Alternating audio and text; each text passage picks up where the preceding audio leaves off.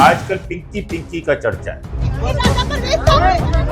तो पहले डील फिर नो डील, कहीं कैटवॉक करती नजर आती है वो, उसके बाद चादर डाले हुए ओढ़े नजर आती है। क्या ये बहस आ पाएगी या नहीं आ पाएगी? ये तो एक पिंकी है, जैसी पता नहीं कितनी पिंकियां इस वक्त भी अपना काम धड़ल्ले से कर रही हैं। किसी मुल्जिम को कोई फायदा दिया जाता है तो उसके पीछे कोई फायदा लिया जाता है, ऐसे तो कोई भी नहीं कर सकता किसी का। कैटवॉक करती, सन ग्लासेस पहनी नजर आई, तो उसके बाद अब इसको 9 मोबाइलों के साथ पेश किया जाता है, 2 कैदी वैन और 9 मोबाइलें, और जब आ रहा है अब फिर संजीदगी से लेना क्यों शुरू? यही पहले दिन अगर कर लेते, अगर वो फतेह शेख साहब आप बता रहे हैं कि आपको कहा कि मेरे पास नफरी नहीं थी, तो नफरी दूसरे थानों से भी आ सकती है। अब अगर आप करें तो आप तो इसलिए करें हाईलाइट हो गया,